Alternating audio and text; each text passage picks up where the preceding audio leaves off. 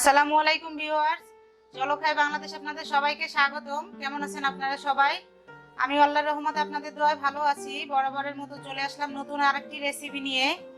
আজ আমি আপনাদের তৈরি করে দেখাবো চিংড়ি মাছের মালাইকারি। তো চলুন দেখে আসি এই চিংড়ি মাছের মালাইকারি তৈরি করতে আমাদের কি কি উপকরণ লাগবে। আজকে আমি আপনাদের তৈরি করে দেখাবো চিংড়ি মাছের মালাইকারি। তো সেজন্য আমি প্রথমে এখানে চিংড়ি মাছ নিয়েছি 18 পিস। একটু বড় সাইজের চিংড়িগুলোকে আমি কেটে ধুয়ে পরিষ্কার করে নিয়েছি।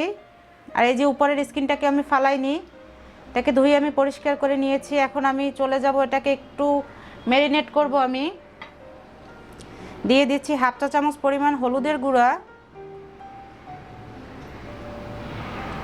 হাফ চা চামচ পরিমাণ লবণ।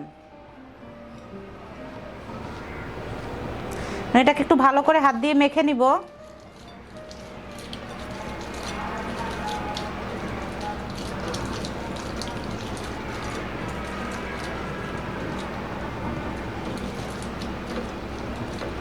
চিংড়ি মাছটা মাখানো শেষ। এখন আমি এটাকে একটু তেলে ভাজবো। চিংড়ি মাছগুলোকে ভাজার জন্য আমি একটা প্যানে 3 টেবিল চামচ পরিমাণ সরিষার তেল দিয়ে দিচ্ছি। আসলে চিংড়ি মাছের মালাইকারি এটা ট্র্যাডিশনালি এটা সরিষার তেল দিয়েই করা হয়। আপনারা চাইলে এখানে সয়াবিনটাও ইউজ করতে পারবেন।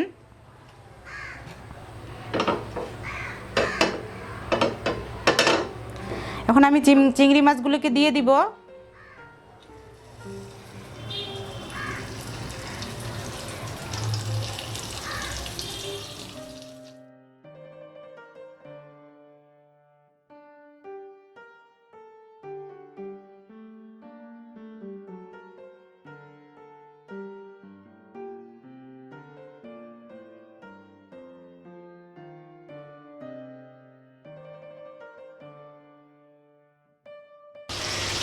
যে চিংড়ি মাছটাকে খুব বেশি ভাজবো না, আমি 2 থেকে 3 মিনিট একটু ভেজে নেব, কারণ চিংড়ি মাছ বেশি ভাজলে এটা শক্ত হয়ে যায়।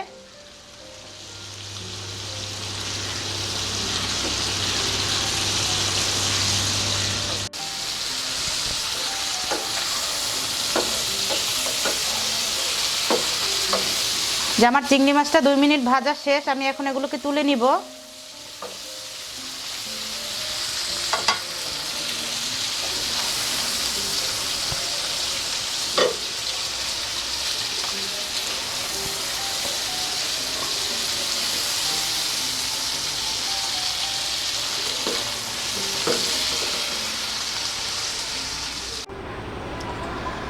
সেই একই প্যানে তেলের ভিতরে আমি আরও হাফ কাপ পরিমাণ সরিষার তেল নিয়ে নিলাম। দিয়ে দিচ্ছি গরম মশলা গোটা, দিয়ে দিচ্ছি 2 টুকরা দারুচিনি, 2টা এলাচ আর 2টো তেজপাতা, আর দিয়ে দেব আমি হাফ কাপ পরিমাণ পেঁয়াজ কুচি।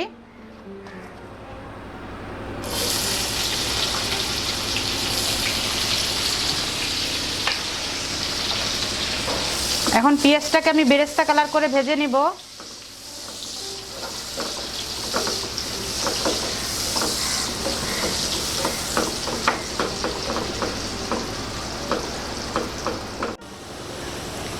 যে পেঁয়াজটা যখন বেরেস্তা কালার হয়ে আসবে তখন দিয়ে দেব আমি হাফ কাপ পরিমাণ পেঁয়াজ বাটা।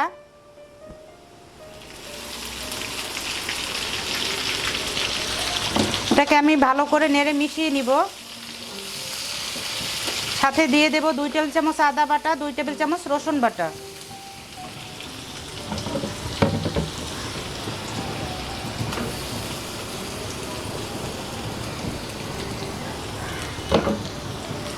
এখন এটাকে একটু আমি কষিয়ে নেব। এটার যে একটা কাঁচা ফ্লেভার সেটা চলে যাওয়া অবধি 2 মিনিটের মতো একটু কষিয়ে নিব।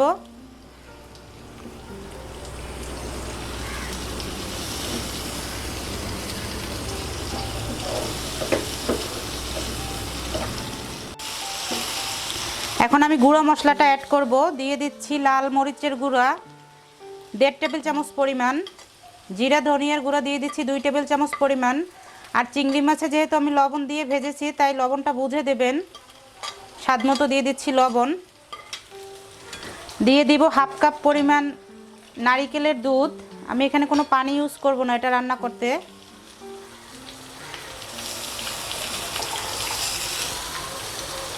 এটাকে দিয়ে একটু ভালো করে কষিয়ে নিব।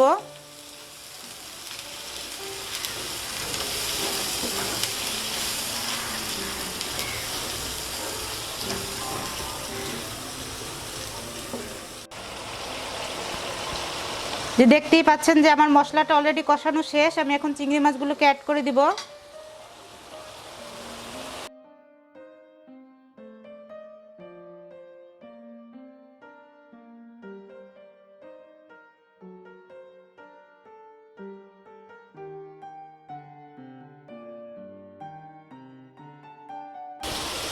এখন এই চিংড়ি মাছটাকে একটু মশলার সাথে আমি 2 থেকে 3 মিনিট একটু নেড়ে চেড়ে একটু কষিয়ে নিব।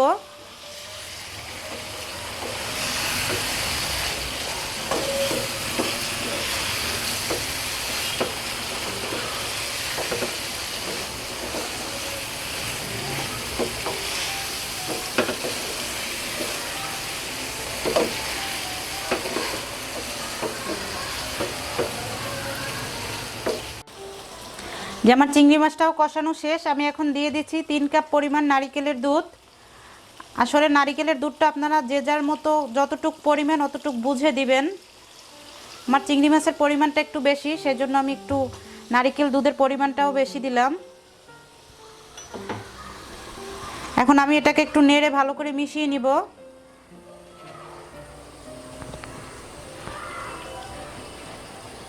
আমি এখন এটাকে রান্না করব 15 মিনিটের মতো।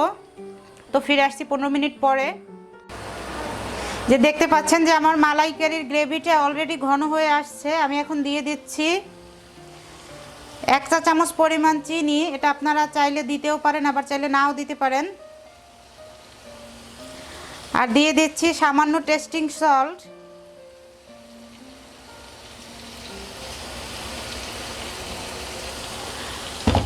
দিয়ে দিচ্ছি 1 টেবিল চামচ পরিমাণ ঘি, সুন্দর একটা ফ্লেভারের জন্য।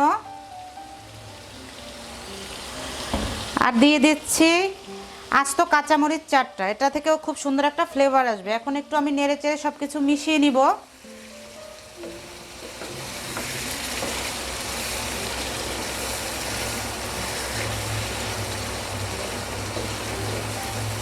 যে আমার চিংড়ি মাছের মালাইকারিটা রান্না অলরেডি ডান। আমি এখন চুলাটা বন্ধ করে দিব। আমি আপনাদের এখন ডিশ আউট করে দেখাবো।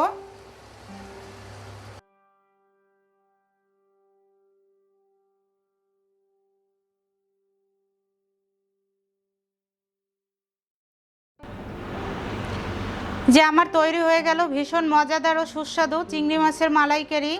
এটা আপনারা অবশ্যই বাসায় একবার হলেও ট্রাই করবেন, আর ট্রাই করে জানাবেন আমাকে কেমন হয়েছে। আপনাদের যদি ভালো লাগে তাহলে অবশ্যই আমার চ্যানেলটাকে সাবস্ক্রাইব করবেন, পাশে থাকা ছোট্ট বেল আইকনটি ক্লিক করবেন। এতে করে আমি যখন নতুন ভিডিও আপলোড দেব সাথে সাথে আপডেট চলে যাবে। লাইক কমেন্ট শেয়ার করতে কিন্তু ভুলবেন না। সবাই ভালো থাকবেন, সুস্থ থাকবেন। দেখা হবে পরবর্তী কোনো নতুন ভিডিওতে। আল্লাহ হাফেজ।